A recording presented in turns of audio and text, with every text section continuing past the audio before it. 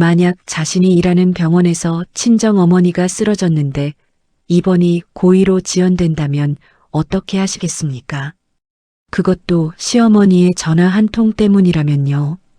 오늘 소개해드릴 이야기는 2년 동안 아무 말 없이 시댁의 모욕을 참아온 한 여자의 이야기입니다.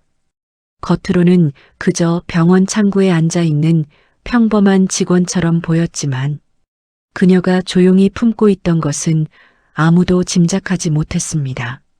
그리고 그녀가 마지막에 식탁 위에 올려놓은 서류 봉투 하나가 모든 것을 바꿔놓습니다. 끝까지 함께 해주세요. 지금 바로 구독 버튼과 좋아요를 눌러주시면 이런 이야기를 빠짐없이 만나보실 수 있습니다. 2023년 강원도 원주 한 중형 사립병원 원무과 창구 앞에는 늘 단정하고 조용한 여성이 앉아 있었습니다. 이름은 정우연.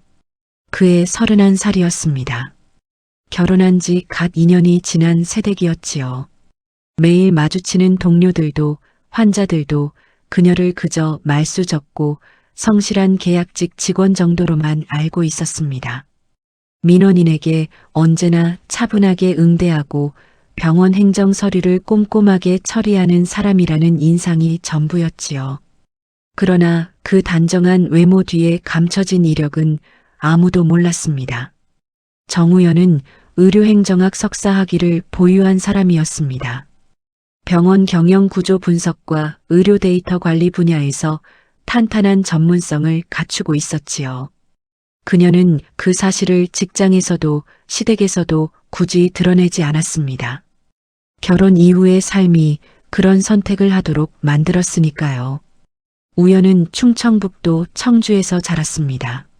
아버지 정창수는 지역 보건소에서 일하는 공무원이었고 어머니 박순희는 동네에서 작은 반찬 가게를 운영했습니다.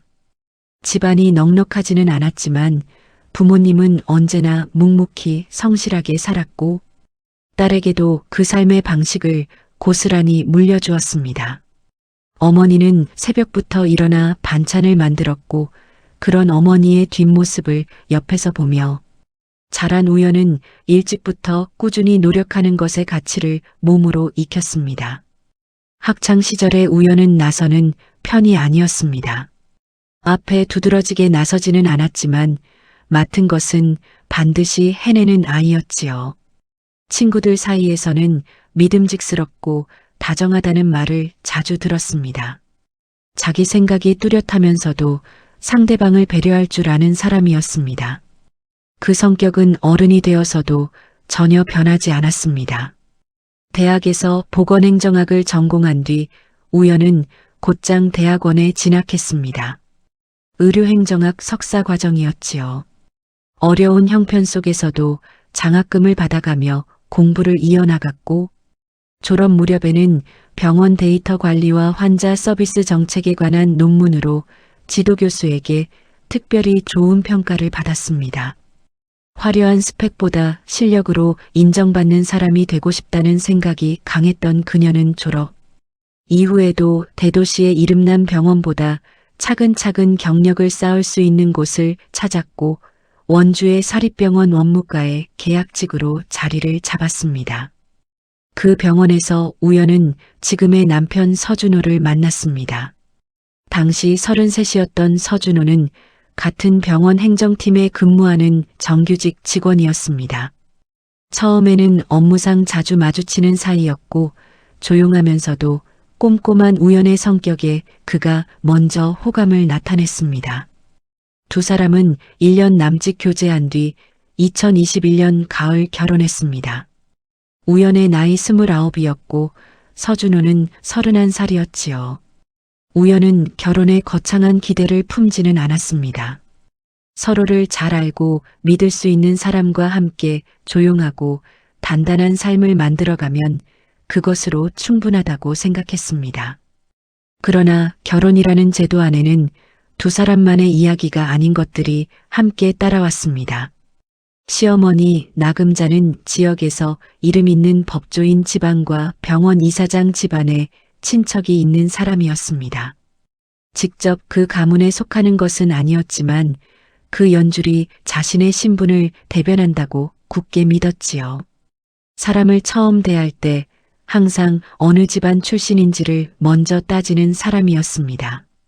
반찬가게와 보건소 공무원 집안이라는 사실은 나금자에게 결정적인 결점으로 읽혔습니다. 대놓고 적대감을 드러내지는 않았습니다. 하지만 그 마음은 일상의 곳곳에서 배어나왔습니다. 명절이 되면 손님 접대는 자연스럽게 우연의 몫이 되었고, 집안 어른들이 모이는 대화 자리에는 우연히 끼어들 공간이 없었습니다. 아들에게는 좋은 자리를 알아봐 주겠다는 말을 자주 했지만 며느리의 앞날에 대해서는 단 한 번도 관심을 내비친 적이 없었습니다. 남편 서준호는 어머니와 아내 사이에서 늘 조용히 비켜서는 사람이었습니다. 본래 갈등 자체를 극도로 불편해하는 성격이었지요. 아내가 밤에 서운함을 털어놓아도 잠시 위로하는 척하다가 결국 어머니를 이해해달라는 말로 마무리 짓곤 했습니다. 그는 어머니를 거스르는 것이 가족을 배신하는 것처럼 느끼는 사람이었습니다. 우연은 그 모습을 보면서 이 결혼 안에서 자신은 언제나 혼자라는 사실을 조금씩 깨달아가고 있었습니다. 그럼에도 그녀는 계속 버텼습니다. 시댁 행사에 빠지지 않았고 시어머니가 좋아하는 반찬도 손수 만들어 가져갔습니다. 시간이 지나면 관계가 나아질 것이라고 믿었으니까요. 그러나 나금자의 태도는 부드러워지지 않았습니다. 오히려 우연의 노력이 당연한 것으로 받아들여지는 것 같았습니다. 결혼 2년이 되던 해 겨울 초입이었습니다. 시어머니의 지인들이 모이는 가족 자리가 있었습니다. 나금자의 오랜 친지들과 지역 인사들이 참석하는 모임이었지요. 우연도 며느리로서 그 자리에 함께했습니다. 모임이 한창 무르익던 어느 순간 나금자는 주변 사람들을 향해 아무렇지도 않게 이렇게 말했습니다. 우리 병원 접수 보는 애를 며느리로 데리고 산다고요. 그 말이 떨어지자 자리에 있던 사람들의 시선이 일제히 우연에게로 쏠렸습니다. 가볍고 아무렇지 않게 던진 한마디였지만 그 안에는 며느리의 자리를 단번에 규정해버리는 힘이 있었습니다. 우연은 그 순간 아무런 표정도 짓지 않았습니다. 미소도 짓지 않았고 당혹스러운 기색도 내비치지 않았습니다. 그저 조용히 앉아 있었지요. 집으로 돌아오는 차 안에서 우연의 가슴속에는 이제까지 느끼지 못했던 감각이 자리를 잡았습니다. 서운함도 분노도 아닌 어떤 차갑고 선명한 명료함이었습니다. 2년간 쌓아온 인내의 벽에 처음으로 눈에 띄는 균열이 생긴 순간이었습니다. 그리고 그 균열은 오래지 않아 찾아온 더 큰 사건 앞에서 완전히 무너지게 됩니다. 어느 겨울밤 우연의 어머니 박순이에게 갑작스러운 일이 벌어지게 됩니다. 딸이 일하는 그 병원의 응급실로 실려오게 되지요. 그리고 그 순간 우연은 자신이 그동안 얼마나 많은 것을 잃어가고 있었는지를 비로소 직면하게 됩니다. 가족 모임에서 시어머니로부터 공개적인 모욕을 당하던 그날 밤 우연히 느꼈던 것은 분노보다는 차가운 명료함이었습니다. 지난 2년 동안 조용히 쌓아온 인내의 벽에 처음으로 눈에 띄는 균열이 생겼습니다. 그러나 우연은 그 감정을 밖으로 드러내지 않았습니다. 집으로 돌아오는 차 안에서도 식탁에 앉아 늦은 저녁을 먹는 동안에도 그녀는 아무 말을 하지 않았습니다. 다만 그날부터 무언가가 달라져 있었습니다. 스스로도 정확히 설명할 수 없는 방식으로 마음의 방향이 조금씩 바뀌기 시작하고 있었습니다. 그의 겨울이 깊어가던 어느 밤이었습니다. 우연은 퇴근 후 원주 집에서 혼자 저녁을 먹고 있었습니다. 남편 서준호는 회식이라며 늦는다고 연락이 와 있었고 시어머니 나금자는 지인과 저녁 약속이 있다며 나간 상태였습니다. 텔레비전 소리를 작게 틀어놓고 혼자 숟가락을 들던 그때 핸드폰이 울렸습니다. 화면에는 아버지 정창수의 이름이 떠 있었습니다. 아버지가 직접 전화를 하는 일은 드물었습니다. 우연은 받기도 전에 가슴이 내려앉는 것을 느꼈습니다. 전화를 받자마자 아버지의 낮고 다급한 목소리가 들려왔습니다. 내 엄마가 가게에서 쓰러졌어. 지금 119 불렀다. 그게 전부였습니다. 우연은 그 자리에서 바로 몸을 일으켰습니다. 가방도 제대로 챙기지 못한 채 외투만 걸치고 문을 나섰습니다. 어머니가 실려올 곳은 자신이 매일 출근하는 그 병원이었습니다. 원주 지역에서 응급 환자를 가장 먼저 받는 중형 사립병원이었으니까요. 남편에게 짧은 문자를 보내고 택시에 올랐습니다. 어머니가 쓰러지셨어. 병원 응급실로 와요. 응급실은 늦은 시간임에도 분주하게 돌아가고 있었습니다. 우연히 도착했을 때 어머니 박순이는 이미 응급처치를 받고 있었습니다. 얼굴이 창백했고 의식은 있었지만 몸을 가누지 못하는 상태였습니다.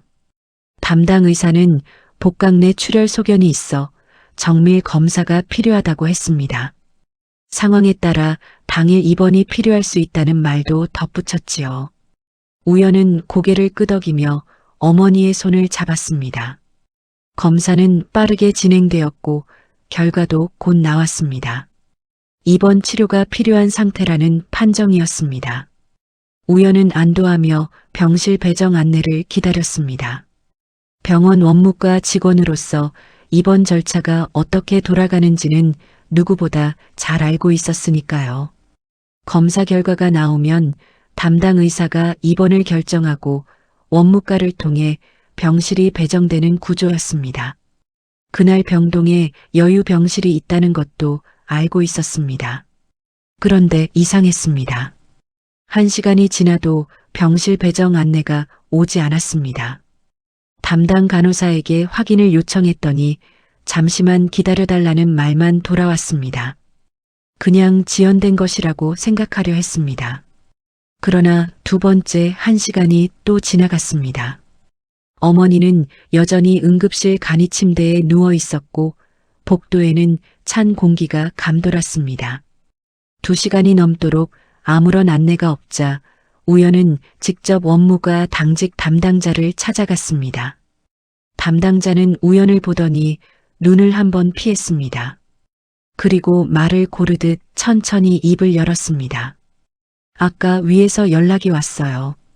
이쪽은 일반 순서대로 처리하라고요. 위에서라는 말이 무엇을 가리키는지 우연은 직관적으로 알아챘습니다. 그 병원에서 위라는 단어가 향하는 방향은 하나뿐이었으니까요. 담당자는 더 말을 잇지 않았고 우연도 더 묻지 않았습니다. 그 짧은 대화로 충분했습니다.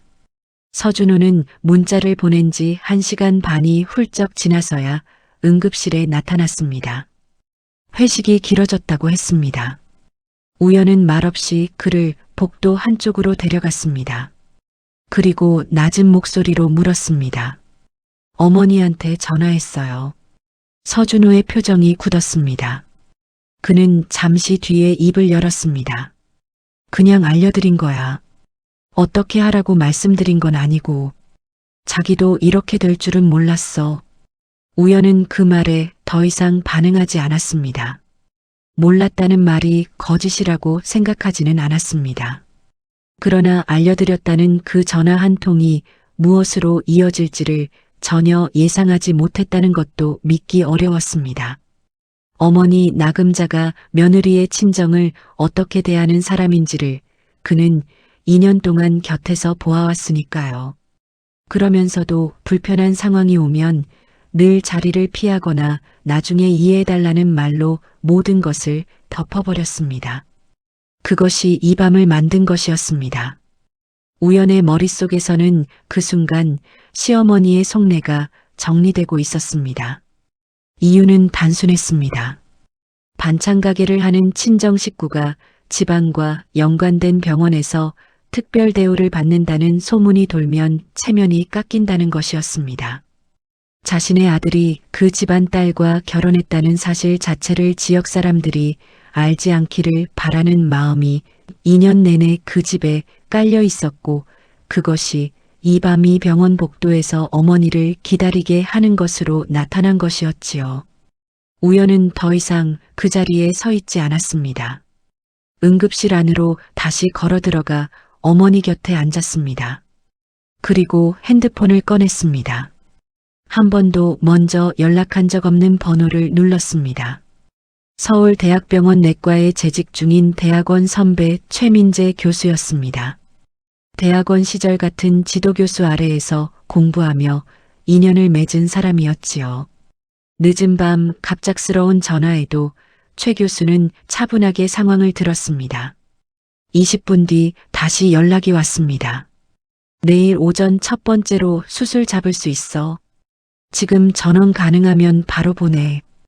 우연은 그 말을 듣자마자 전원 절차를 시작했습니다. 병원 측은 막지 않았습니다. 새벽 2시가 지난 시각에 어머니를 실은 앰뷸런스가 서울로 향했습니다.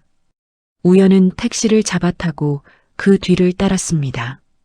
서준호가 함께 가겠다고 했지만 우연은 짧게 말했습니다. 됐어요. 서울대학병원에서 수술은 다음날 아침 예정대로 진행되었습니다. 최민재 교수가 직접 집도팀을 확인하고 수술이 잘 진행되는지 중간중간 챙겨주었습니다. 수술은 4시간 가까이 걸렸습니다. 우연은 수술실 앞 복도 의자에 앉아 그 시간을 버텼습니다. 청주에서 새벽에 올라온 아버지 정창수가 딸 옆에 조용히 앉아 있었습니다. 두 사람은 거의 말을 나누지 않았습니다. 아버지가 가끔 딸의 손을 잡았고 우연은 그 손을 쥐었습니다. 수술은 성공적으로 끝났습니다. 의료진은 생명에 지장이 없으며 회복에 집중하면 된다고 했습니다. 중환자실 유리 너머로 어머니의 얼굴을 확인한 뒤에야 우연은 처음으로 긴 숨을 내쉬었습니다. 서준호는 수술이 끝난 오후에야 서울로 올라왔습니다. 미안하다고 했습니다. 자기도 몰랐다고 했습니다. 우연은 그 말을 들으면서 위로받지 못했습니다. 오히려 이 사람과 나는 지난 2년 동안 같은 것을 보며 살아온 것이 아니었다는 확인이 왔습니다. 몰랐다는 것과 보지 않으려 했다는 것 사이에는 분명한 차이가 있었습니다. 그리고 서준호의 인연은 늘 후자에 가까웠지요. 어머니의 상태가 안정되어 가는 며칠 동안 우연은 병원 근처의 작은 숙소에 머물렀습니다. 그 며칠이 그녀에게는 오래 미뤄두었던 생각들을 정면으로 마주하는 시간이 되었습니다. 결혼을 유지해야 한다는 의무감으로 버텨온 날들을 되돌아보았습니다. 시어머니의 결정 하나로 어머니가 병원 복도에서 밤을 보내야 했던 그 밤을 반복해서 생각했습니다. 그 생각들은 한 방향으로 모였습니다. 이 결혼은 처음부터 균형 잡힌 관계가 아니었습니다. 한 사람이 감당하고 다른 사람이 외면하는 구조였지요. 사랑보다 체면이 앞서고 배우자보다 집안이 먼저인 결혼이었습니다. 그리고 그 구조 안에서 자신이 잃어가고 있었던 것이 무엇인지를 우연은 이제야 똑바로 보게 되었습니다. 원주로 돌아가는 버스 안에서 그녀는 몇 달 전에 도착해 읽고 닫아두었던 이메일을 다시 열었습니다. 서울대학병원 전략기획실 경력직 채용 공고였습니다.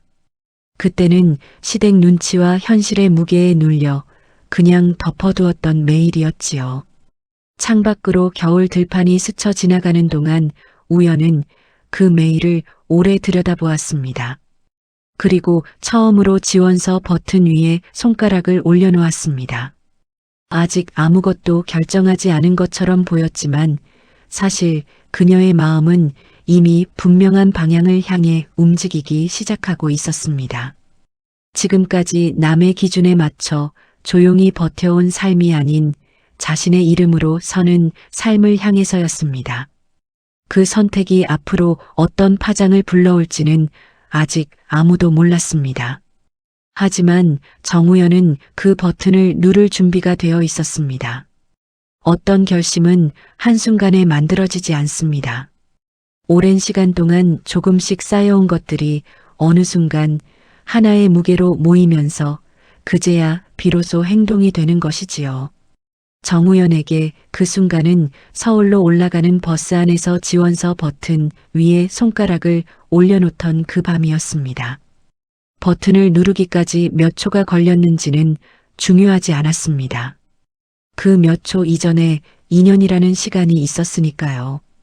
어머니의 수술이 끝나고 회복실로 옮겨지던 날 저녁 우연은 조용히 지원서를 완성했습니다.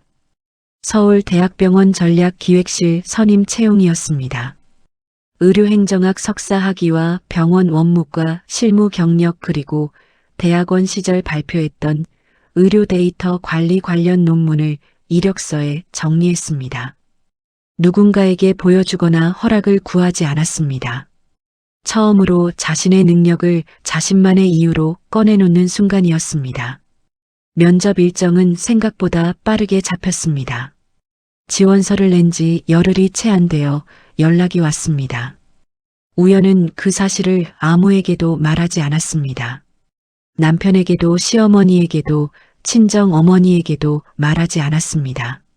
말하는 순간 그 결심이 누군가의 반응에 흔들릴 수 있다는 것을 알았기 때문입니다. 이번만큼은 처음부터 끝까지 자신이 주체가 되어야 했습니다. 면접 당일 아침 우연은 평소처럼 병원 출근 준비를 마쳤습니다. 그리고 반차를 쓰고 서울행 기차에 올랐습니다. 대학병원 전략기획실 면접장에서 그녀는 지난 몇 년 동안 한 번도 꺼낸 적 없는 언어들을 사용했습니다. 병원 경영 구조 개선 방향과 환자 서비스 데이터 분석 방법론에 대해 자신의 생각을 또렷하게 말했습니다. 원주 병원 원무과에서 직접 다루어온 사례들을 근거로 제시했고 논문에서 다루었던 개선 모델을 실무 관점에서 풀어냈습니다. 면접관들은 말을 자르지 않고 끝까지 들었습니다.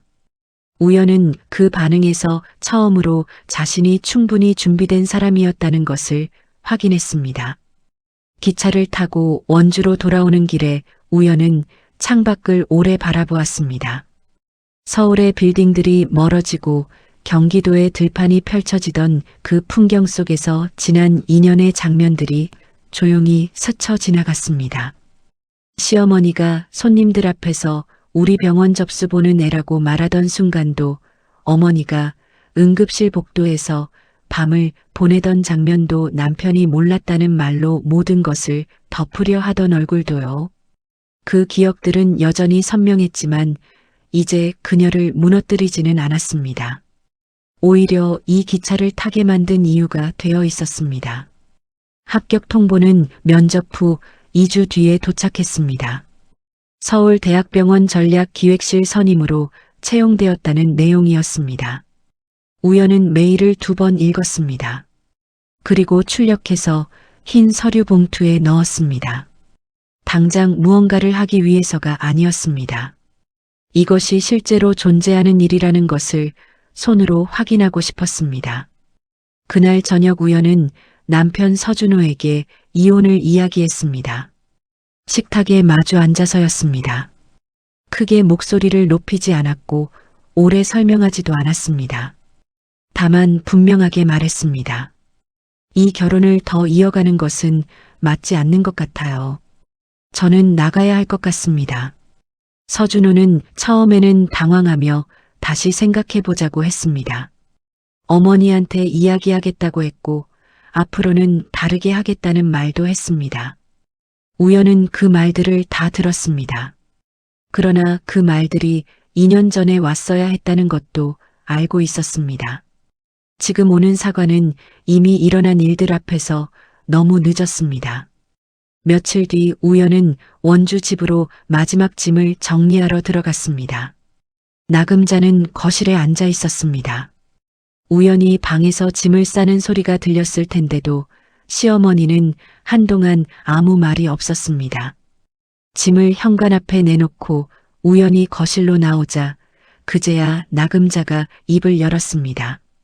어차피 별 볼 일 없는 집안이 결국은 이렇게 되는구나. 우연은 그 말을 듣고 멈췄습니다. 2년 전이라면 그 말이 가슴 깊이 박혔을 것입니다. 그러나 이날 우연히 느낀 것은 상처가 아니었습니다. 그녀는 조용히 식탁 쪽으로 걸어갔습니다. 그리고 가방 안에서 흰 서류 봉투 하나를 꺼내 식탁 위에 올려놓았습니다. 말없이 그것을 내려놓고 돌아섰습니다. 나금자가 봉투를 열어보는 데는 그리 오래 걸리지 않았습니다. 서울대학병원 전략기획실 선임 채용 합격 통보서였습니다. 시어머니의 표정이 굳는 것이 우연의 등에도 느껴졌습니다.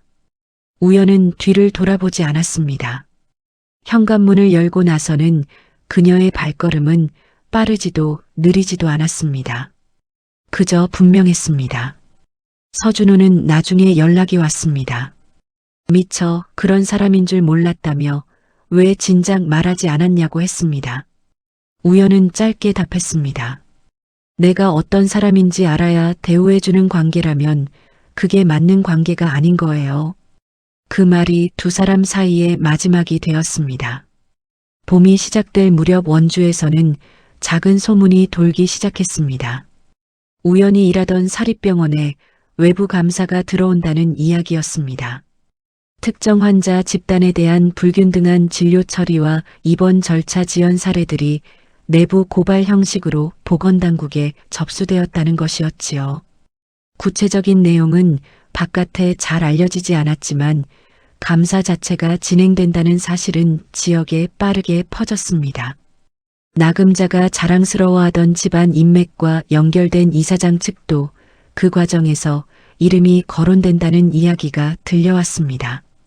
우연은 그 소식을 서울에서 전해 들었습니다. 어느 늦은 봄 저녁 대학원 동기에게서 온 짧은 메시지였습니다. 우연 씨 거기 나왔던 병원 이제 감사 들어간대요. 우연은 메시지를 읽고 잠시 창밖을 바라보다가 핸드폰을 내려놓았습니다.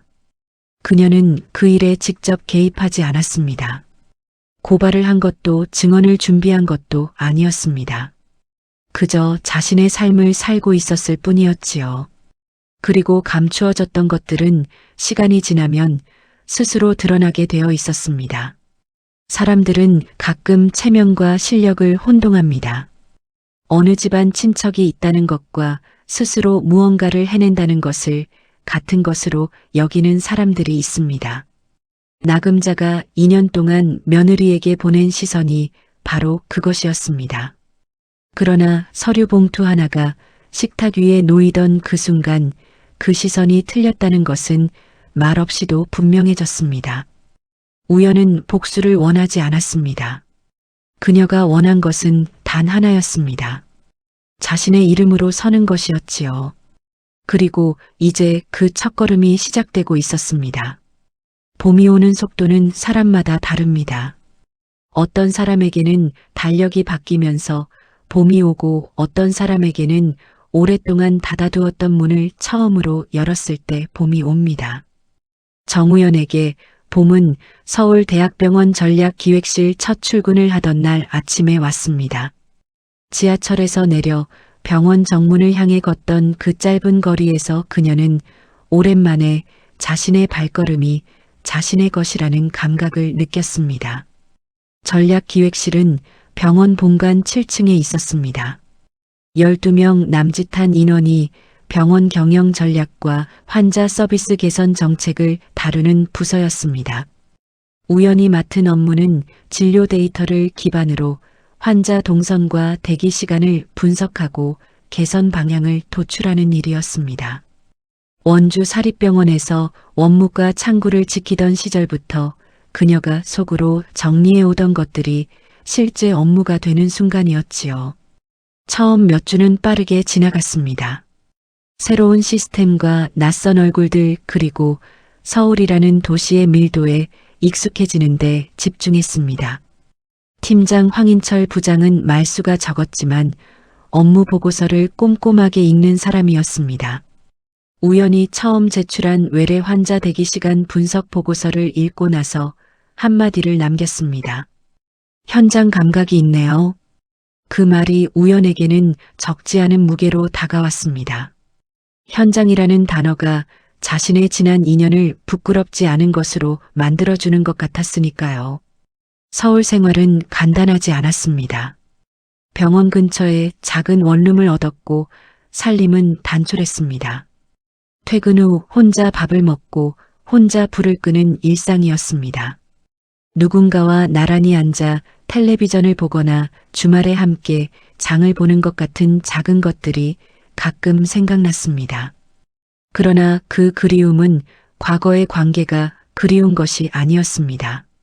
진짜 동등한 관계가 가능한 삶이 언젠가는 올 것이라는 기대가 그 형태로 나타나는 것이었지요. 우연은 그 차이를 분명히 알고 있었습니다. 어머니 박순희의 회복은 더디지만 꾸준히 이어졌습니다. 수술 이후 몇 달 동안은 아버지 정창수가 가게 일을 줄이고 어머니 곁을 지켰습니다. 우연은 한 달에 한두 번 청주에 내려갔습니다. 어머니가 처음으로 혼자 부엌에 서서 국을 끓이던 날 우연은 식탁에 앉아 그 뒷모습을 오래 바라보았습니다. 새벽부터 일어나 반찬을 만들던 그 뒷모습이었습니다. 말 한마디 없이도 어떻게 살아야 하는지를 가르쳐준 사람의 뒷모습이었지요. 우연은 그날 오랜만에 눈물을 조금 흘렸습니다. 병원 복도에서도 이혼 서류를 쓰던 날도 울지 않았던 그녀가 어머니의 국 끓이는 소리를 들으며 처음으로 울었습니다. 이혼 절차는 조용하게 마무리되었습니다. 서준호는 끝까지 사과의 말을 전했고 우연은 그것을 악의 없이 받아들였습니다. 그가 나쁜 사람이라고 생각하지 않았습니다. 다만 두 사람이 원하는 삶의 방식이 달랐고 그 차이를 메우기에는 이미 너무 많은 것이 지나가 있었습니다. 서로를 원망하지 않고 끝낼 수 있다는 것이 그나마 두 사람이 나눌 수 있었던 마지막 배려였습니다. 나금자에 대해서는 특별한 감정이 남아있지 않았습니다. 그 사람의 삶 방식이 잘못되었다는 판단도 하지 않으려 했습니다. 그 세대가 살아온 방식 안에는 나름의 논리가 있었을 것이었습니다. 집안의 이름이 생존의 도구였던 시절이 있었고 그 시절을 통과해온 사람이라면 체면이라는 것을 그렇게 붙잡을 수밖에 없었을지도 몰랐습니다. 우연히 동의할 수 없었던 것은 그 방식이 다른 사람의 존엄을 침범하는 방법으로 사용되었다는 점이었지요. 그 선을 넘었을 때 두 사람의 관계는 회복될 수 없었습니다. 원주 사립병원에 대한 감사는 이듬해 봄까지 이어졌습니다. 특정 환자군에 대한 입원 지연 사례와 내부 청탁 정황이 조사 과정에서 드러났고 병원 운영진 일부가 행정처분을 받았습니다. 이사장 측과 연결된 이름들도 거론되었지요. 지역 신문에 짧게 보도되었습니다. 우연은 그 기사를 읽었습니다. 그리고 창을 닫았습니다. 자신이 그 일의 원인이 아니었고 해결사도 아니었습니다. 다만 그 병원의 구조 안에서 조용히 버티던 한 사람이 그 구조 밖으로 나왔을 뿐이었고 그 이후의 일은 그 구조 스스로가 감당한 것이었습니다. 서울대학병원에서의 두 번째 해가 시작될 무렵 우연은 작은 프로젝트 하나를 맡았습니다. 응급환자 분류 시스템과 일반 입원 연결 절차를 개선하는 작업이었습니다. 응급실에서 병실 배정까지 걸리는 시간을 단축하고 절차의 투명성을 높이는 것이 목표였지요. 아무도 모르게 그 주제를 선택한 것이 아니었습니다. 그 주제가 자신에게 왔을 때 우연은 잠시 그 밤을 떠올렸습니다. 어머니가 응급실 복도에서 기다리던 그 밤을요. 그리고 그 기억을 연료로 삼아 작업에 들어갔습니다. 프로젝트는 반년 뒤에 마무리되었습니다. 개선안이 시범 적용되는 날 우연은 퇴근길에 한 편의점에 들러 캔커피 하나를 샀습니다. 별다른 자축을 하지 않았습니다. 다만 혼자서 그것을 마시면서 조금 오래 걷다가 집으로 돌아왔습니다. 그것으로 충분했습니다. 가을이 왔습니다. 우연은 병원 사무실 창가에 혼자 서 있는 저녁이 많았습니다. 서울의 불빛이 하나씩 켜지기 시작하는 시간이었습니다. 그 불빛들을 바라보면서 우연은 한동안 조용히 생각에 잠기곤 했습니다. 잃어버린 것들을 헤아려 보는 시간이 아니었습니다. 오히려 결혼이라는 이름 아래 그녀가 거의 잃어가던 것이 무엇이었는지를 이제야 온전히 알게 되는 시간이었습니다. 그것은 자존심이었습니다. 능력이 있어도 드러내지 않고 말이 있어도 삼키고 감당할 수 없는 것까지 혼자 안고 버텨야 했던 2년 동안 그녀가 조금씩 잃어가고 있었던 것은 자신이 어떤 사람인지에 대한 믿음이었습니다. 이제 그 믿음이 돌아와 있었습니다. 화려한 방식으로 돌아온 것이 아니었습니다. 매일 아침 출근길에 자신의 이름이 적힌 사원증을 목에 걸 때, 그리고 보고서 마지막 줄에 작성자 이름을 입력할 때, 그리고 퇴근 후 작은 원룸에서 혼자 밥을 차려 먹을 때, 그 평범한 장면들 속에 조용히 돌아와 있었습니다. 사람은 결국 자신의 삶을 살아야 합니다. 누군가의 며느리로, 누군가의 아내로, 누군가의 집안을 빛내주는 역할로 살아가는 것이 나쁜 것이 아닙니다. 그러나 그 모든 역할보다 먼저 자신이 어떤 사람인가를 알고 그 사람으로 서는 것이 가장 먼저여야 합니다. 우연히 2년 만에 되찾은 것은 직장도 아니었고 이혼이라는 선택도 아니었습니다.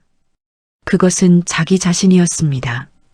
어느 저녁 청주에서 어머니의 전화가 왔습니다. 오늘 가게 일찍 끝났다고 했습니다.